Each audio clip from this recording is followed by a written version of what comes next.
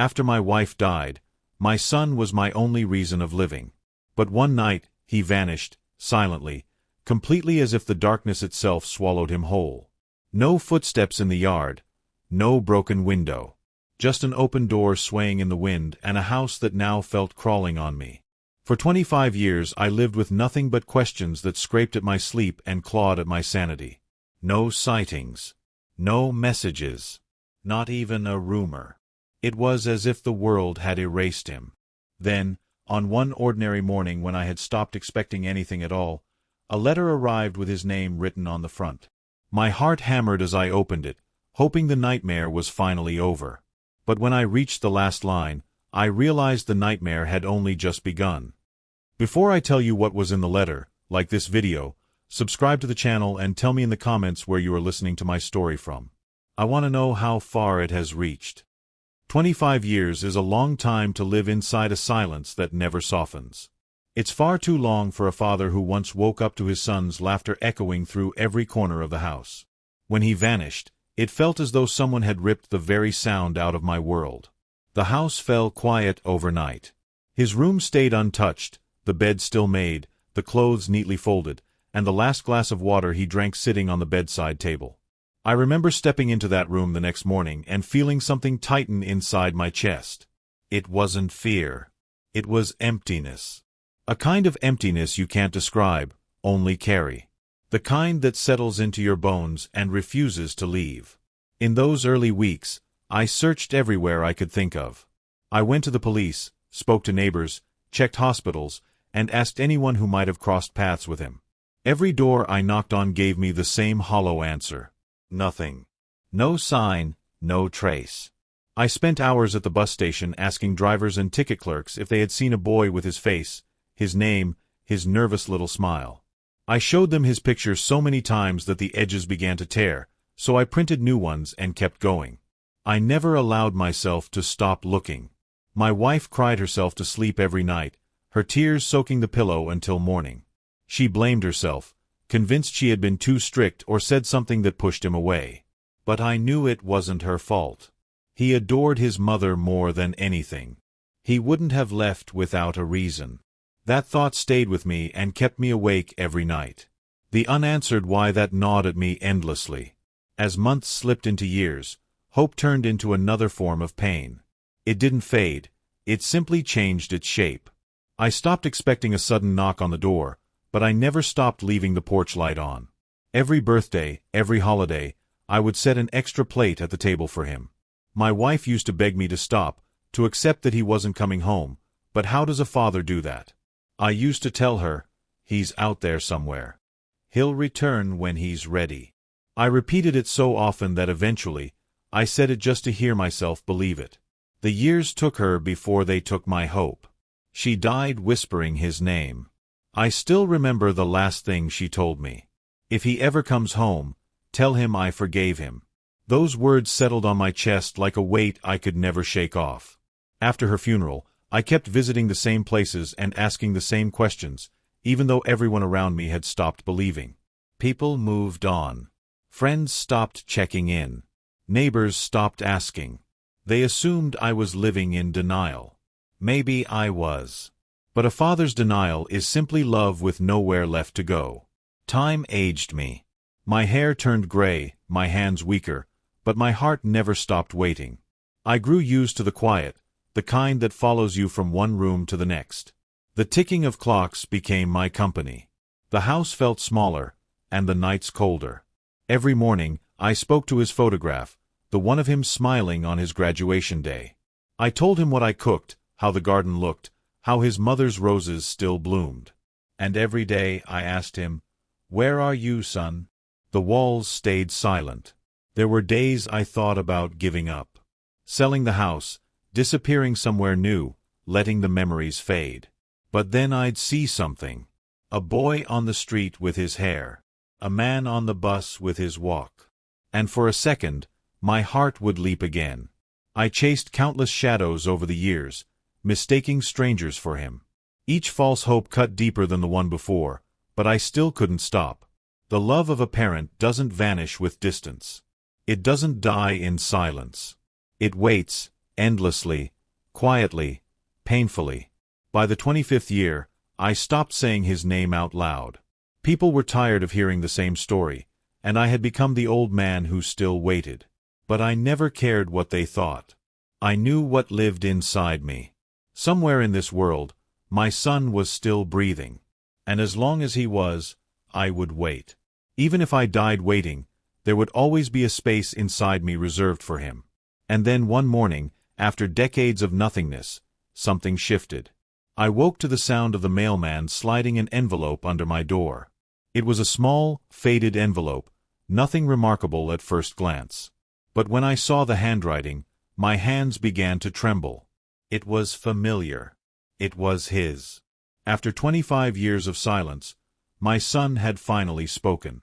Not with his voice, not in person, but through a letter that carried every tear I had shed in all those years.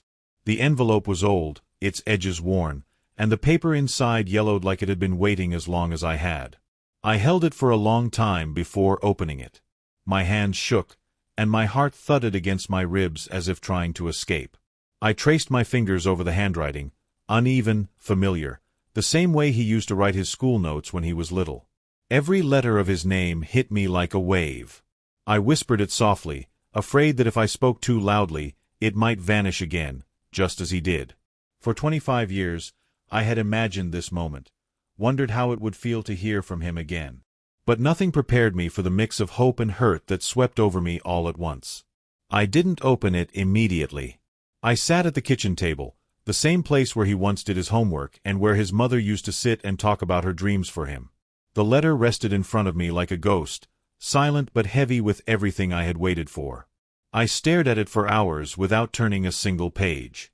I made myself a cup of tea, but the steam faded long before I could take a sip. I kept picking up the envelope and putting it down again, my hands trembling too much to tear it open. What if it wasn't really from him? What if it was just another cruel mix-up, another fragile hope waiting to collapse? I'd lived through that before.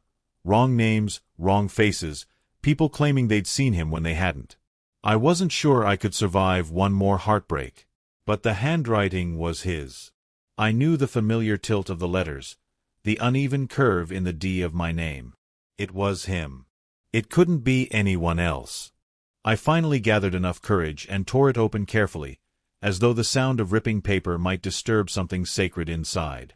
There was only one folded sheet, creased and worn at the edges. It looked like it had been opened and closed many times, as if he had hesitated just like I did. Maybe he wrote it years ago. Maybe he carried it around before sending it. The thought made my chest tighten. There was no return address, no city, nothing except a faint, unreadable postmark and a small hand-drawn heart beside my name. That heart shattered me. My son used to draw that same little heart on every birthday card he made when he was young. I traced it with my fingers again and again, remembering the boy who hugged me every night before bed. The boy who once promised he'd never leave. And now, after all these years, he wasn't standing in front of me. He was reaching across time through this single letter. I unfolded the page slowly and froze before reading a word. The ink had smudged in places, leaving faint marks. Tears. His tears. They were dried into the paper like tiny circles of pain, speaking louder than any sentence ever could. My breath caught. My hand shook so badly I almost dropped the page. My eyes burned long before I could bring myself to read the first line. The very first word was my name. That single syllable cracked something deep inside me, as if it had been waiting years for the chance to shatter. 25 long years had passed since anyone had called me that. I whispered it back into the empty kitchen, my voice trembling as the word floated through a house that had forgotten what it meant to feel alive. I couldn't bring myself to read further right away. I had to sit still, gripping the edge of the table, trying to steady the storm rising inside me. Each line in that letter promised to peel open wounds I had spent decades stitching shut, and I wasn't sure I had enough strength left to face them. I looked around the kitchen, and for a moment, it felt like stepping into another lifetime. The framed photographs on the wall seemed to watch me. The old calendar still marked with his birthday felt like a cruel reminder. Even the faded curtains my wife once adored fluttered softly, as if stirred by memories instead of wind.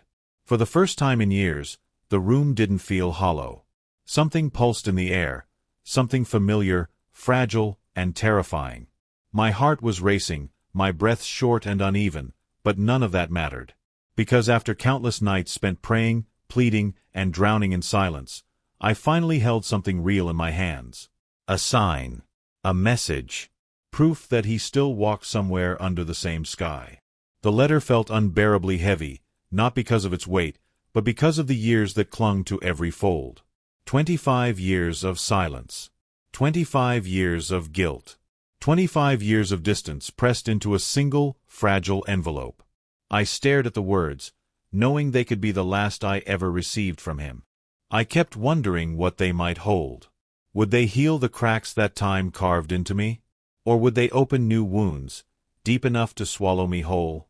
But one truth cut through everything, the undeniable certainty that my son was alive. For a father who had spent half his life learning how to live with emptiness, that alone was enough to make time pause, enough to make the world tilt on its axis. I wiped the tears from my eyes, drew a long, trembling breath, and forced myself to keep reading. But as my fingers tightened around the page, a strange chill crawled up my spine. Something about the handwriting, shaky, uneven, felt urgent, desperate, almost fading. I couldn't explain it, but it was as if the letter itself carried a warning, something I wasn't prepared to face. My pulse quickened. My hands grew colder. I swallowed hard, trying to ignore the dread curling in my chest. I didn't know it then, but the words waiting for me beyond that opening line weren't just a message. They were a confession. A wound. A goodbye carved in ink. And as I leaned forward, ready to read the next sentence, the room felt smaller, the silence thicker, and the air heavier, like the house already knew what my heart was about to learn. I had no idea that the next lines would break me in ways I never imagined. I had no idea they would change everything. The letter began simply. "Dad, you must be surprised to hear from me after all these years." My eyes stopped right there. The word Dad struck me like a hammer. I hadn't heard it spoken or written in 25 years.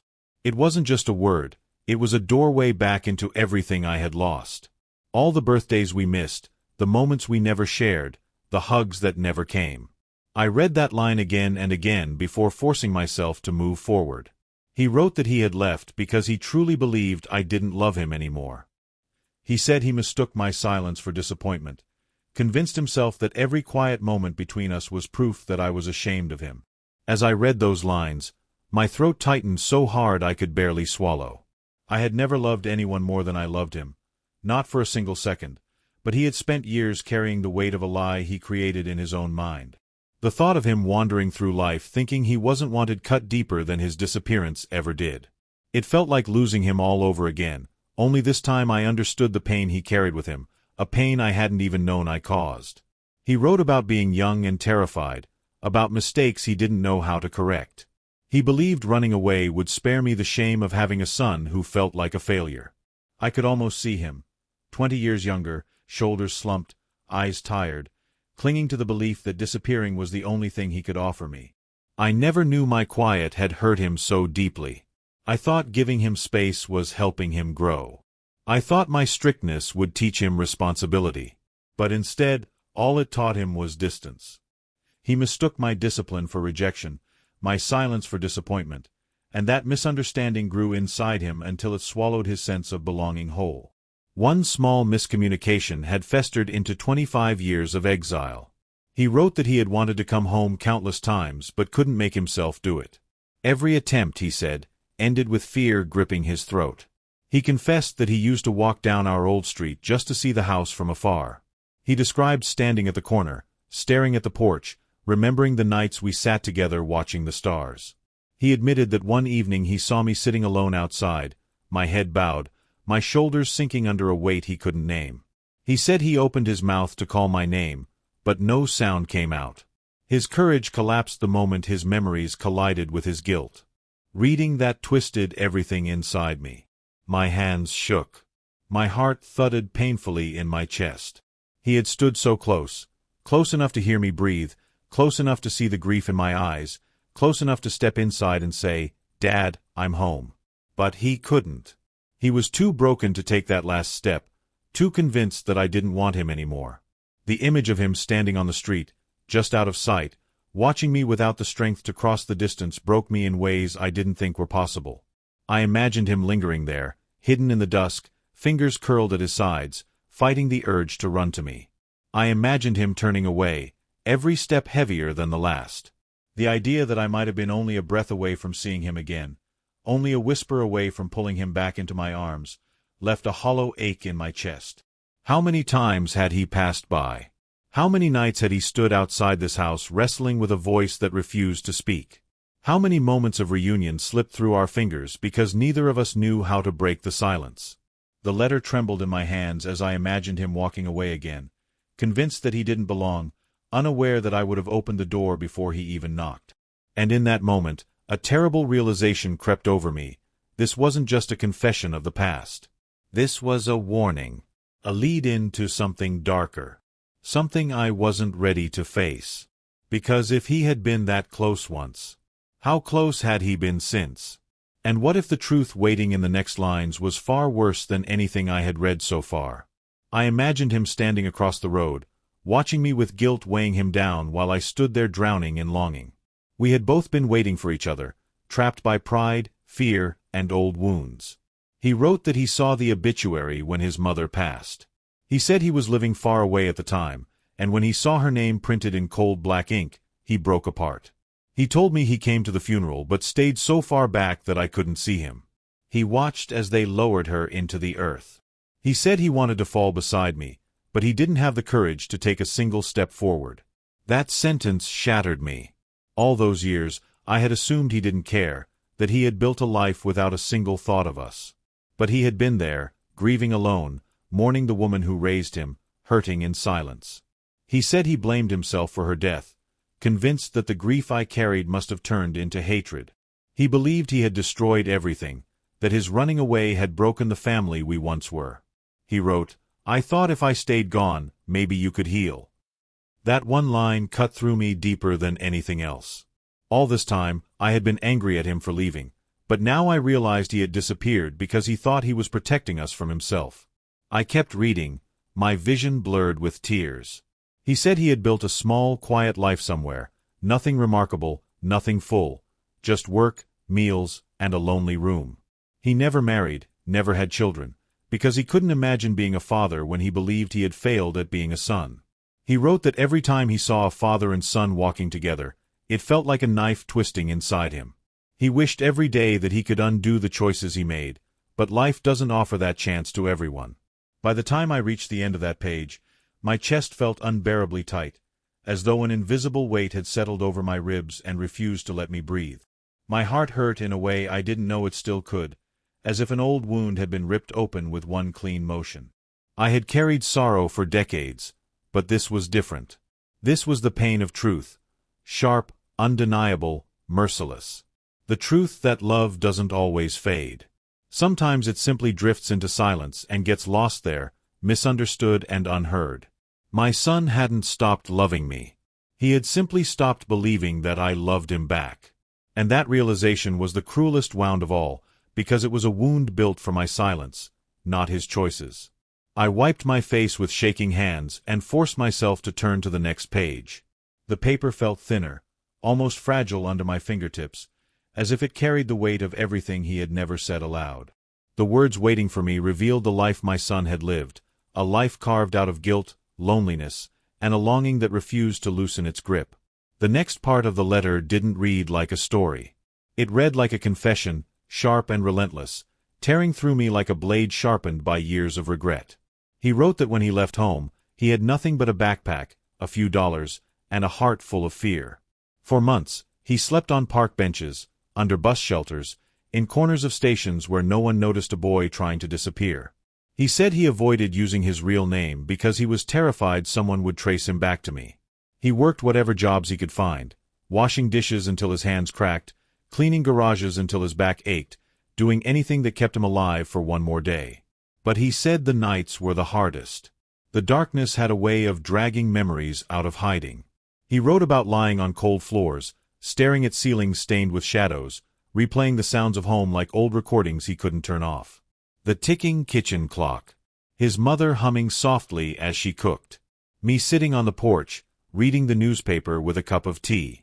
He said those sounds followed him everywhere, as if home itself refused to let him forget what he'd left behind. And he admitted something that nearly shattered me. Those memories haunted him more than hunger ever could. Then he told me something that made my hands freeze on the page. He had almost come home once. It was during the winter of his first year away, a winter so cold it sank into his bones. He said he walked into a phone booth, shivering so hard he could barely hold the receiver. But he dialed our number anyway, his fingers trembling with fear and hope. He let it ring once, twice, 3 times. And then he heard my voice on the answering machine, steady, familiar, ordinary. The voice of a father waiting for a son he didn't know was listening from miles away. He wrote that the moment he heard me, everything inside him cracked. He wanted to speak. He wanted to say, "Dad, I'm here. I'm alive. I'm coming home." But his throat closed, choked by guilt and the belief that he no longer belonged to the life he left behind. He hung up. And then he said he stood outside that booth in the freezing cold and cried harder than he ever had in his life. He wrote that the sound of my voice stayed with him for years. It followed him from city to city, from cheap rooms to crowded streets, haunting him like a promise he couldn't bring himself to keep. He said that ringing phone became a reminder, a symbol of everything he wished he could fix but never found the courage to face. And as I sat there gripping that letter, heart pounding, breath shaking, one chilling thought crept over me, a thought I couldn't shake. If he had come that close to calling once, how many other times had he stood on the edge of returning, only to disappear again into the world's darkness? And what if the next page held the answer to why he never took that final step home? He wrote that he hated himself for not saying something, for not letting me know he was alive. But he said, shame grows fast, faster than courage. Every year that passed made it harder to come home. He checked the newspapers sometimes, hoping to see anything about me or his mother. And then he did. Her obituary.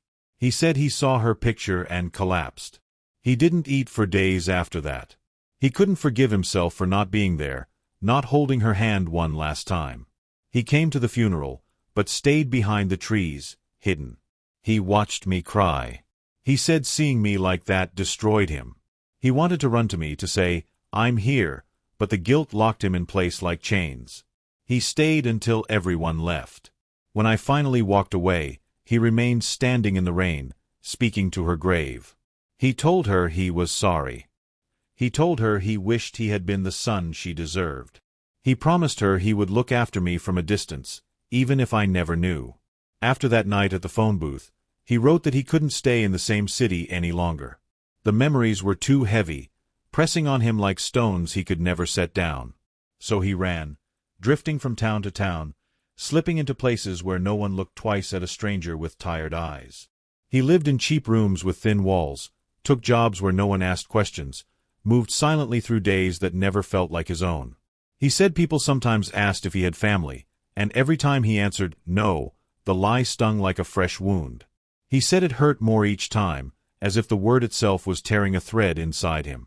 There were days, he wrote, when he would walk past families laughing together, and something inside him would twist so sharply he had to stop walking. He would sit on park benches, watching fathers with their sons, memorizing small gestures, the way a child leaned in to whisper something, the way a father ruffled the boy's hair, and wonder what I was doing at that exact moment. He wondered if I still thought of him, if I still cared, if his absence still ached in my life the way mine ached in his. Those were the moments, he said, when the guilt felt like a second spine, holding him upright but breaking him from the inside. Then he wrote about something that stopped me cold.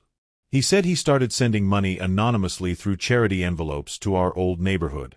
He said it made him feel close to us somehow, as if he were helping from the shadows, contributing to the life he wished he still belonged to. He never signed his name. He never added a note. But he hoped, quietly, desperately, that somehow I would recognize him in those silent offerings. And suddenly, memories hit me with brutal clarity. Those envelopes of money that arrived after his mother died. No names, no explanations, just cash tucked into plain paper. I remembered holding them, confused. I assumed they were mistakes, donations sent to the wrong house. I never imagined they were from him. But now, reading his words, I saw the truth. All those years, he had been there somewhere, hovering at the edges of our world, helping, watching, regretting, drowning in a guilt he couldn't escape. He wrote that he eventually found a job that paid enough for him to live decently. It wasn't much, he said, but it kept him fed and gave him a small room where he could finally sleep without fear of the cold or the streets. But even then, even when his circumstances improved, peace never came. The guilt walked beside him everywhere. He said it lived with him, ate with him, breathed with him, as if it were another person sharing the room, one that never left, never softened, never allowed him to forget. He said he often dreamed of home. He dreamed of the smell of his mother's cooking, the way the house seemed warmer just because she was in it. He dreamed of my voice calling his name across the yard, steady and familiar. But every time he woke, he said the silence hit him like punishment. A silence that reminded him of everything he had lost, everything he believed he had destroyed. And as I read those lines, a slow dread settled over me. Because the deeper I went into the letter, the clearer it became that guilt had not just followed him. It had consumed him. And the more I turned the page, the more I feared what confession might be waiting next. Because guilt that's strong doesn't just chase someone. Sometimes, it drives them to places no one can return from. He confessed that he had thought about writing to me for years but couldn't bring himself to send anything. He said he wrote hundreds of letters, tore them up, even burned them. And every letter ended the same way. I miss you, but I'm too ashamed to return. Reading those words made it hard for me to breathe. I pictured him sitting alone in some small room, his head down, pen shaking in his hand, tears falling onto the pages he knew he would never send. My hands trembled so badly that the paper rustled between my fingers. He wrote that time had taken his youth, but not his regret.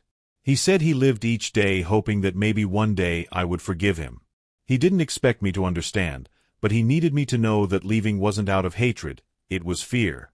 Fear of disappointing me. Fear of facing the pain he had caused. By the time I reached the bottom of that page, I was sobbing, not because of what he had done, but because of how deeply he had suffered trying to atone for it. 25 years of guilt, poured into a few shaky lines. And I knew then that this letter wasn't just a confession. It was a plea for forgiveness. A plea written far too late, yet still filled with love. The next part of the letter was even harder to read. My eyes were already swollen, and my hands wouldn't stop shaking. He wrote again about the letters he never sent.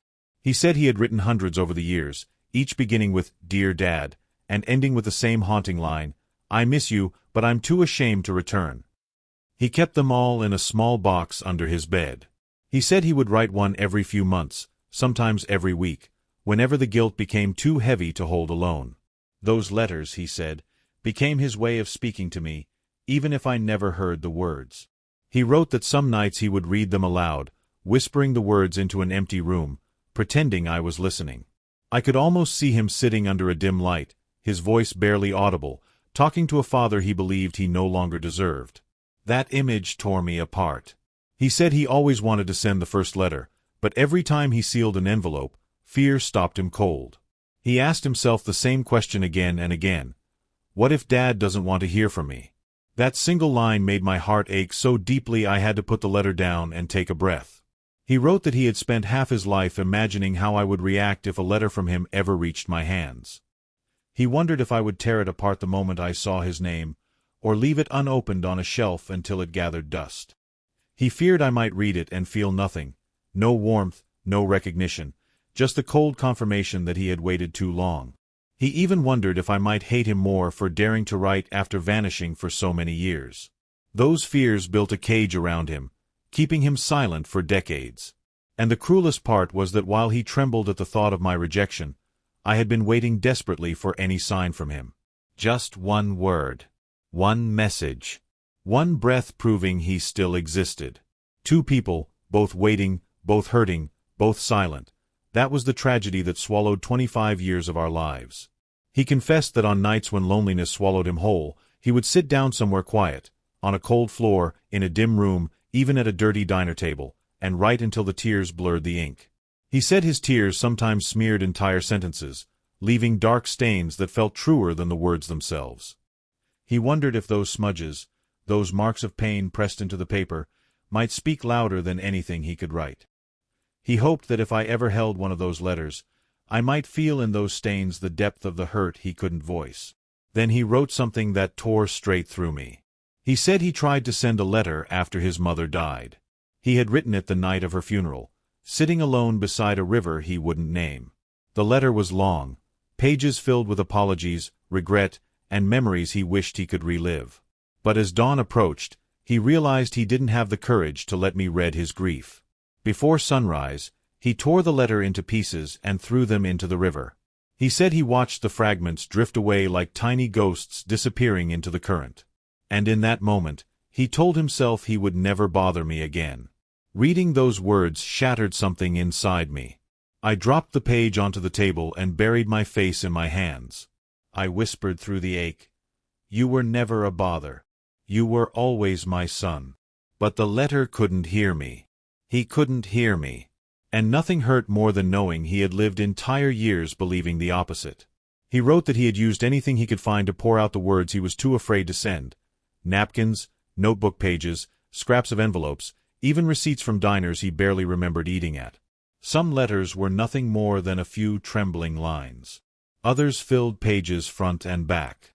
Sometimes he would wake in the middle of the night with guilt pounding in his chest and start writing immediately, knowing the courage would fade by morning if he hesitated. Each letter brought him closer to me in his mind, even as each reminder of my absence pushed him further into his own loneliness. He said the words were the only way he still felt he existed in my life, the only bridge left between who he had been and who he had become. But the more he wrote, the more he realized that every unsent letter was a reminder of the one thing he feared he had lost forever: his place in my heart. And as I read the final line on that page, my breath caught, because I could feel it coming. The shift in tone, the weight of something darker waiting on the next page. A confession not just of sorrow but of something else, something final. He wrote about the last time he moved. He said he took all the letters with him, but one night a storm flooded his small room. Most of the letters were destroyed, soaked through and unreadable. He said he sat on the floor holding the wet pages, crying until he had nothing left inside. Watching the ink dissolve, he said, felt like losing me all over again. He stopped writing for years after that. He said he couldn't stand the pain of saying goodbye every time he put his feelings on paper. But then he wrote something that made my breath catch. He said he started writing again recently, not because he expected forgiveness, but because he couldn't live with the silence anymore. He said his health wasn't good, that he didn't have much time left. He wrote that he wanted his final letter to reach me, no matter how late it came. "If you're reading this," he wrote, "then I finally did what I couldn't do all these years. I reached you." Those words struck me harder than anything else he had written. He wrote that he didn't expect me to respond, that maybe I wouldn't even believe the letter was truly from him. But he said none of that mattered. He only wanted me to know that he loved me. He said that no matter how long he stayed away, no matter what mistakes he made, he never stopped being my son. As I reached the end of that page, I realized this wasn't just a confession, it was a farewell. Every line felt heavy, every word carried the weight of a life filled with regret. My chest tightened, my throat burned, and the tears wouldn't stop coming. I wanted to reach through the page, to pull him close, to tell him he was forgiven long before he even asked. But he was far away, lost in the years between us, and this letter was all I had left to hold on to. And then, just when I thought my heart couldn't break any more, I saw the next line, the one that froze everything inside me. I had believed I had read the worst of it. I had thought knowing he lived 25 years in shame was the deepest pain I would endure. But then I reached the final lines. His handwriting weakened, the ink faint and uneven, like his hands were shaking when he wrote them. "Dad, if you're reading this, I want you to know I never stopped waiting for your forgiveness." My eyes locked on that sentence. I could barely see the rest through the blur of tears. And then came the line that shattered whatever strength I had left. "Don't try to find me. Just know I never stopped loving you. Even when I couldn't face you." I must have read that line again and again, feeling something inside me break a little more each time. "Don't try to find me." Those 4 words echoed like a warning, like a door slamming shut. Why? Why didn't he want to be found? Was he sick? Was he dying? Had he already slipped beyond reach by the time the letter arrived? Each possibility twisted in my stomach until it felt like I couldn't breathe. My heartbeat staggered, my breath grew thin, and I pressed the page to my chest as if holding it close might somehow pull him back into the world. Through the blur of tears, I kept whispering, "Why didn't you come home? Why didn't you just come back?" But the letter stayed silent. His voice, trapped in ink, carried only sorrow, only distance, only goodbye. 4 years, years that stretched into decades, I had dreamed of hearing from him, but never like this. Never through a letter written in shaking ink. Never through words that felt more like a final confession than a return. I had imagined a knock on the door late at night. A phone call breaking the silence. Even a stranger appearing at my gate saying, "Your son is alive. He wants to see you." Instead, all I received was paper. Paper soaked in regret, paper carrying the final pieces of a life lived in shadows. I wanted to scream. I wanted to run outside and shout his name the way I did when he was small and playing in the yard, the sound rising into the evening air. But my voice wouldn't come. It was trapped inside me, barricaded by years of grief that finally had a place to spill out. The silence that filled the kitchen felt thick, like it was listening, like it had been waiting for this moment as long as I had. And then I reached his final message. The last line he wrote. "Please forgive me, Dad. I was never running from you. I was running from myself." That sentence split me open. For years I believed he had left out of anger or rebellion, that he wanted a life free from me, free from our home, free from the expectations he thought he couldn't meet. But now I understood the truth. He hadn't been running away from us at all. He'd been running from the guilt lodged inside his own heart, guilt that grew heavier with every passing year. He wasn't defiant. He wasn't ashamed of us. He was lost. Lost in a way that silence only deepened, until confusion hardened into a life sentence he carried alone. I sat there in my kitchen reading those last words over and over until the letters blurred under my tears. My hands trembled so violently that the paper nearly slipped from my grip, but I held it tighter, desperate not to lose the only piece of him I had left. My heart felt like it was cracking open, each beat heavier, slower, struggling under the weight of everything I had learned. I pressed the letter to my face, breathing in the faint scent of paper and dust, as if the closeness might somehow bridge the decades between us. I whispered his name into the empty room, soft and broken, hoping that somehow, somewhere, he might still hear it. But as I whispered into the silence, another thought crept into my mind. Slow, cold, impossible to ignore.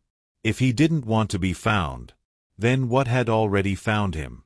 And why did his words feel so final, as if he knew something I didn't? The answer felt like it was waiting on the next breath, the next moment, the next page of the story I wasn't sure I was ready to face. The house felt smaller, quieter, colder. The same walls that once echoed with his laughter now echoed only with the sound of my sobbing. I looked around at the life we built together, the chair he used to sit in, the table where we shared meals, the photographs of him as a child still hanging untouched on the wall. Everything suddenly felt like a cruel reminder of what I had lost, and what I could never reclaim. I wanted to tear the letter apart, to destroy the pain it carried, but I couldn't. It was the last piece of him I had. His handwriting. His thoughts. His final message. I folded it slowly, touching each crease like it was something fragile and alive, then held it against my chest and cried like a man who had finally run out of strength. 25 years of pain poured out of me that night. All the confusion, the waiting, the anger, it all collapsed into tears that didn't stop until morning. When the sun rose, the house looked different. It wasn't just filled with grief anymore. It was filled with truth. A painful, devastating truth, but truth nonetheless. My son hadn't forgotten me. He hadn't stopped loving me. He simply didn't know how to come back. And even though that truth tore me apart, it also gave me something I hadn't felt in decades: peace. But as I sat there staring at the folded letter, I noticed something faint at the bottom corner. It was barely visible, almost hidden beneath the folds, tiny words written smaller and lighter, as if he added them in a rush or with a weakening hand. I squinted and held the paper to the light. That's when I saw it. A final message I hadn't realized was there. A few faint marks near the edge, almost invisible, as though he wrote them with a dying pen or trembling fingers, words that would pull me toward a path I never expected. The words were written smaller than the rest, so faint they almost disappeared into the paper, as if he hadn't meant for anyone except me to ever find them. I leaned closer to the lamp, my old eyes straining, and slowly the letters came into focus. Go to the graveyard near Mom's tomb. I left something there for you. My heart jumped. I read the line again, afraid I was imagining it, but it was real, his handwriting, soft and uneven, but unmistakable. For a long moment, I just sat there frozen, the letter trembling in my hands. What did he mean? Why the graveyard? Why her grave? A cold mix of fear and hope spread through my chest. After decades of waiting for a sign, any sign, suddenly he had left me one that could mean everything or nothing. My hands shook so badly I could barely hold the paper. It felt like I was reading instructions from a ghost. I glanced at the clock. It was long past midnight. The world outside was dark and still, but I couldn't wait for morning. My mind wouldn't allow it. I grabbed my coat, picked up a flashlight, and stepped out into the night. The streets were empty, the air sharp against my skin. Every step toward the graveyard made my heart thud harder. I hadn't gone there since the anniversary of my wife's death months ago. I knew every turn, every corner of that place, but tonight it felt different, like the air itself was holding its breath. The gate creaked loudly as I pushed it open, the sound echoing through the stillness. The smell of damp earth rose around me. My flashlight sliced through the darkness, landing on familiar paths. My wife's grave was near the back under an old oak tree. As I walked closer, the temperature seemed to drop. The leaves rustled softly, and the ground felt heavy beneath my feet. I stopped in front of her tombstone, her name carved deep, her picture smiling back at me. I whispered her name like I always did, but my voice cracked, because this time I wasn't just visiting her. I was following his trail. I moved the flashlight across the ground slowly. Flowers. Fallen leaves. The stone. And then I saw it. A small patch of disturbed soil at the edge of her grave, like someone had dug there recently. My heart slammed against my ribs. I knelt down, my knees sinking into the cold earth, and began digging with shaking fingers. The soil was soft, easy to move, and soon my fingertips brushed something solid. I unearthed a small rusted metal box, about the size of a lunch tin. The lid was tight and the edges corroded, but with a bit of pressure, it creaked open. Inside, wrapped in old cloth, were several faded photographs, and something else beneath them. I lifted the photos into the light, and my breath caught. They were pictures of us, me, my wife, and my son from years long gone. Him grinning as a child. Him in his mother's arms. Him holding his first school certificate. Memories I never thought I'd see again. My tears fell onto the photographs as I touched each one gently, like I might break them. Below the pictures was a yellowed envelope and a thick bundle of money tied with a rubber band. My hands trembled as I opened the envelope. Inside was a short note in the same familiar handwriting. Saved for you, Dad, so you'll never struggle again. I froze. My vision blurred. The note slipped from my fingers as I covered my mouth, unable to breathe. He had left this for me. After all the years, after all the distance and guilt, he had been saving for me. It didn't matter how much it was. What mattered was the love it carried. Hidden, quiet, buried beneath the same earth that held his mother's memory. I held the box tightly against my chest, crying so hard I couldn't see. The photographs didn't matter. The money didn't matter. What mattered was that he remembered, that he cared, that even from far away, he tried to take care of me. It was his final act of love. I looked up at my wife's picture and whispered, "He came back, just like I told you he would." The wind shifted gently through the leaves, and for the first time in years, I felt peace rising through the pain. He was gone again, but not completely. He had left a piece of himself behind, a message that said, "I still love you." That night, under the cold moon, I held that rusted box the way a father holds his child again after too long. I don't know how long I stayed there beside her grave, the box resting in my hands. Time stopped meaning anything. The night air bit through my clothes, the kind of cold that settles deep into your bones, but I didn't feel it. My knees were wet, my hands dirty, but none of it mattered. I opened the box again, needing to make sure I wasn't dreaming. Inside, the photograph stared back at me, worn and faded but alive under the flickering beam of my flashlight. It felt like touching pieces of a life I thought I lost forever. There was one from his 8th birthday, him and his mother smiling at the camera while I stood behind them. Another showed him holding a fishing rod at the lake, grinning proudly from ear to ear. My wife had taken that photo. I could almost hear her laughter behind the lens, warm and steady the way it used to be.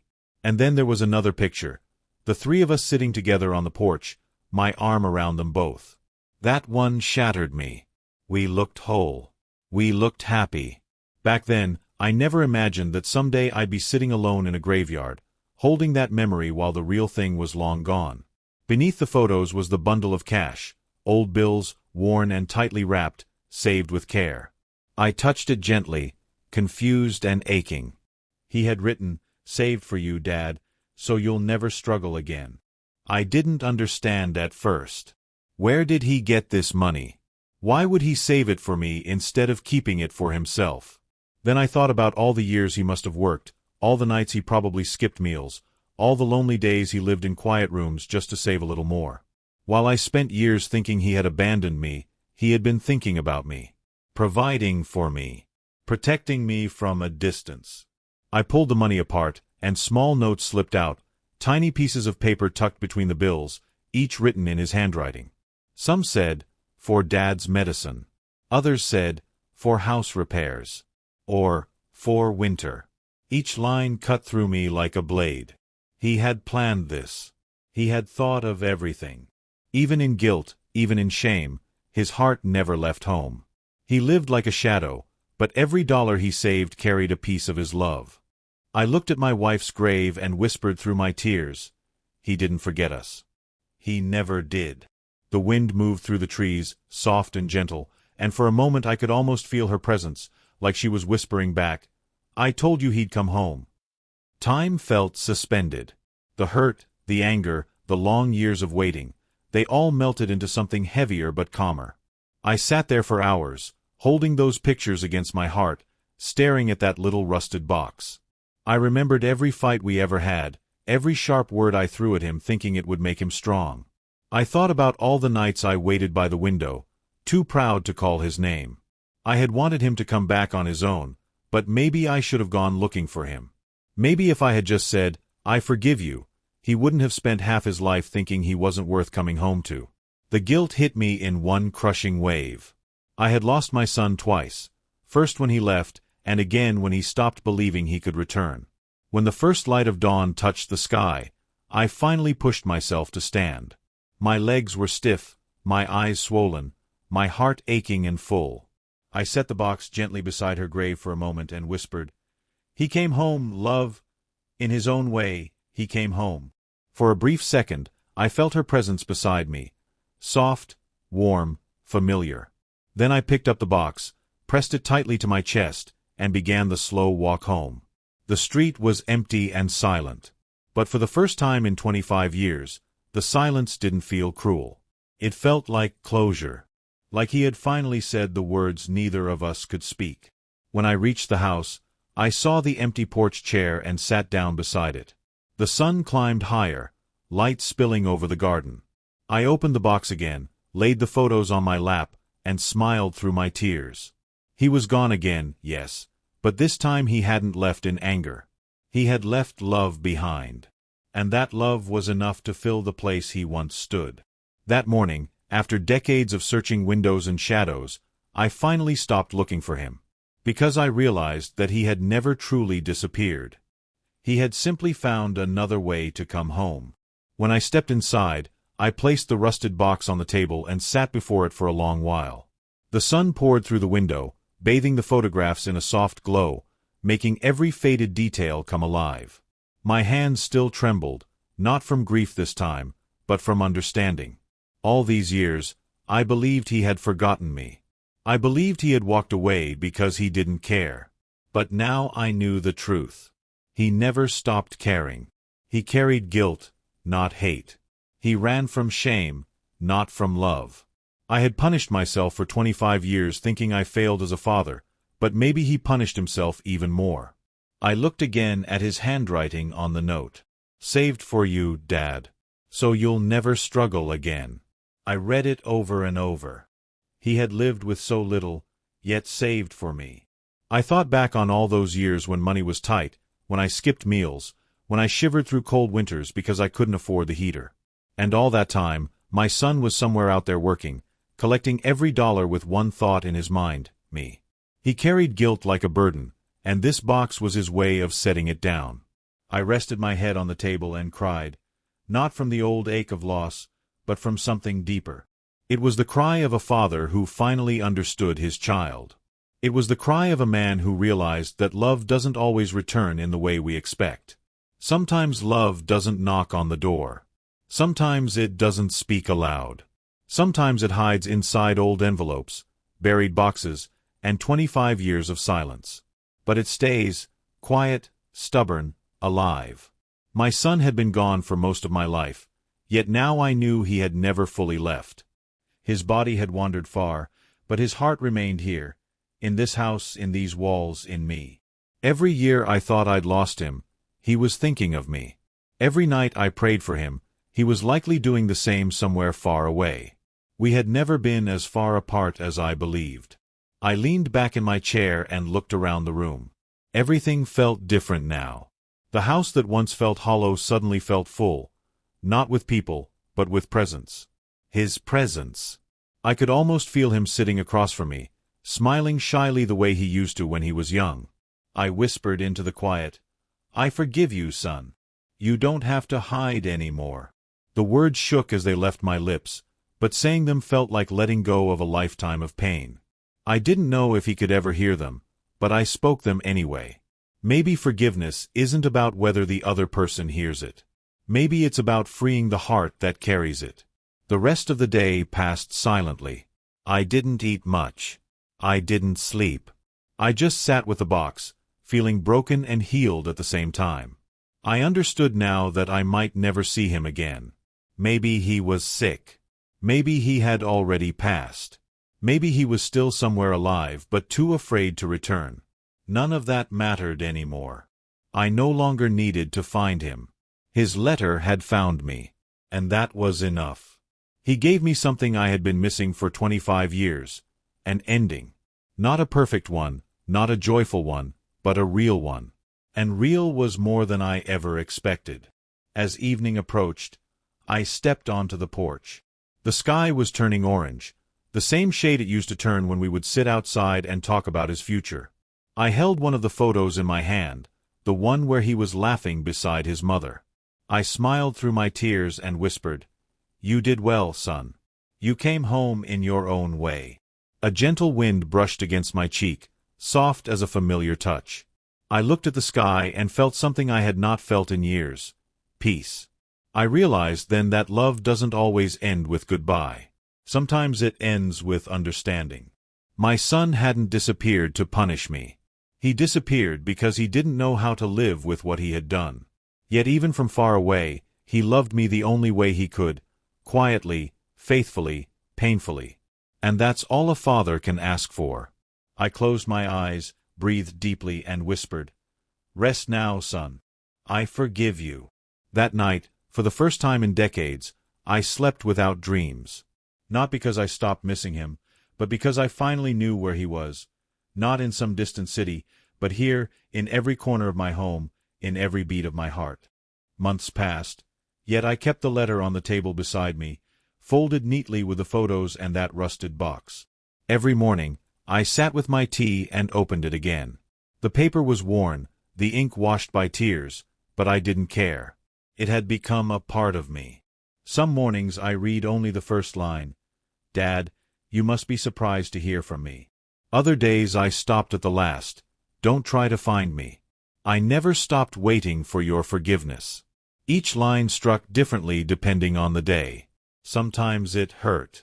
Sometimes it soothed. But every time it reminded me that love doesn't die. It simply waits for the right moment to show itself again. I began visiting the graveyard every Sunday.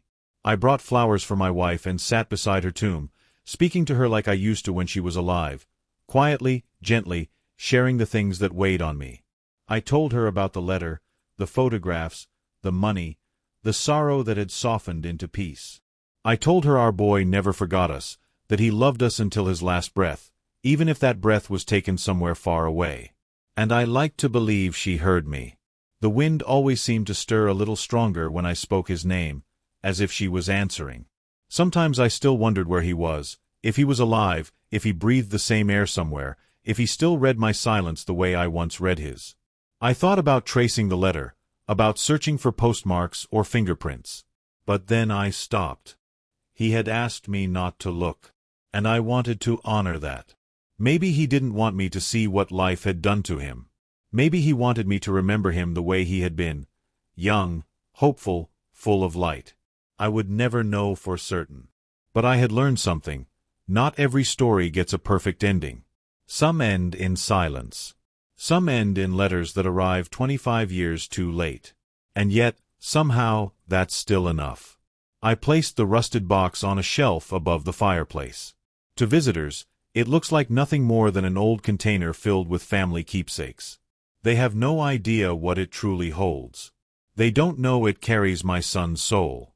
The photos, the notes, the money. They aren't just objects. They're proof that even broken hearts eventually find their voice again. I touch that box every night before I sleep. It's become my way of telling him good night. I whisper the same words I used to say when he was small, the words he always leaned into. I'm proud of you, son. I've stopped blaming myself for everything. 4 years, I carried my guilt like it was stitched to my shadow. I kept thinking that if I'd been gentler, he would have stayed. If I'd said I love you more often, maybe he would have believed it. But life doesn't give us rehearsals. We stumble, we try, we fail, and sometimes we pay for those mistakes with years we can never get back. I can't rewrite the past, but I can honor what remains. I can live the rest of my days with peace instead of punishment. So that's what I'm doing now. One day at a time, one breath at a time. I've learned that forgiveness doesn't erase pain, it just makes it bearable. It turns a wound into a scar. It's still there, still visible, but it no longer bleeds. My son thought he was too late for forgiveness. But he wasn't. He never was. The moment I held that letter in my hands, forgiveness rose in me without hesitation. Because how could I deny him that? A father's love doesn't expire. It waits, even when the world gives up. Now when I look around my quiet home, I don't see emptiness. I see reminders of love that endured distance, silence, and time. The old photos on the wall are more than memories. They're proof that I once had something beautifully real, something worth grieving. My wife's smile, my son's laughter, they still echo here. This house isn't lonely anymore. It's full of ghosts, but not the kind that haunt, the kind that hold. I lost my son once to fear, but I found him again through love. And somehow, through him I found myself too. A tired old man who finally understands that love isn't about being physically together. It's about never letting go, even when the world pulls you apart. My last thought is simple, but it carries everything inside it. He vanished trying to escape the silence he misunderstood, but his love still found its way home. And now, when I close my eyes at night, I no longer dream of him disappearing. I dream of him walking toward me, smiling, free, forgiven. Let me know in the comments where you have watched it from and if you liked my story. It inspires us to share more such stories with you.